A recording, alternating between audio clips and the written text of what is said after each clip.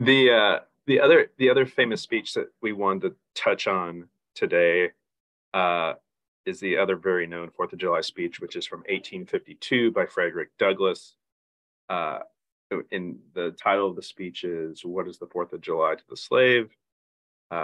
Which he gave as a sort of he gave as a sort of there are there are two Americas, and I quote, "I'm not included within the pale of this glorious anniversary.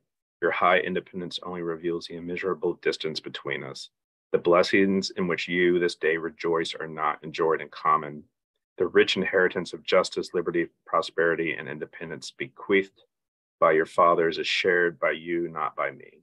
The sunlight that brought life and healing to you has brought stripes and death to me. This Fourth of July is yours, not mine.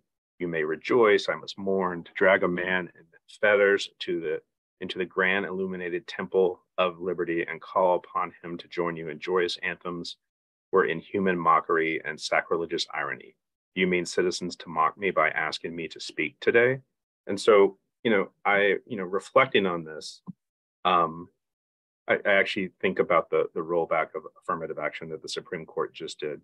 And that is the Supreme Court, that is the right in America, basically still telling Black people that this is not a place for them, that there are two different Americas, one of which, people who are wealthy and generally white have a lot of access to and have the ability to do things like send their kids to Harvard or the University of North Carolina.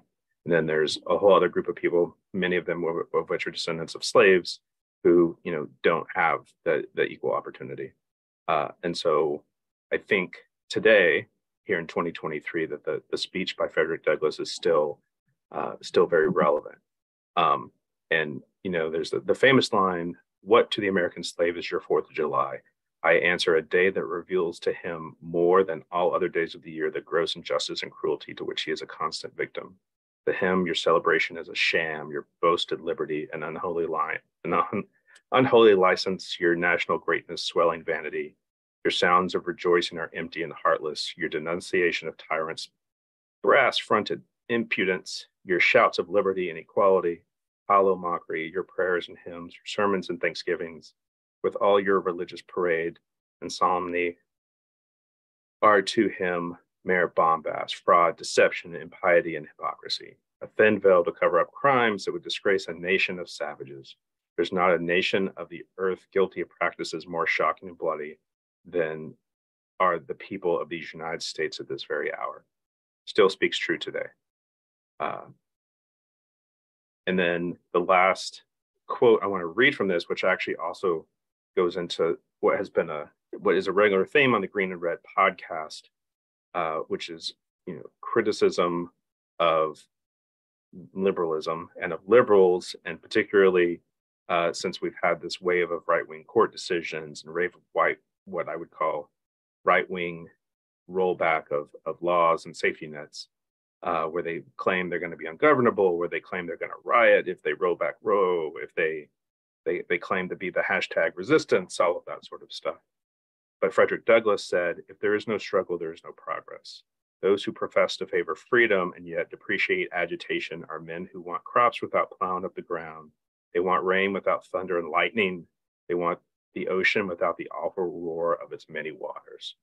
And so while liberals claim to want to be the resistance, they continue to sort of wrap themselves in this cloak of civility. And so people who do home demonstrations, people who do civil disobedience, people who do direct action are not the people they want in their same camp. And so they often, throw these people under the bus any opportunity they get. They give more money to the police. They support politicians who pass awful laws that outlaw and prohibit protest. And so, Douglass also speaks to that.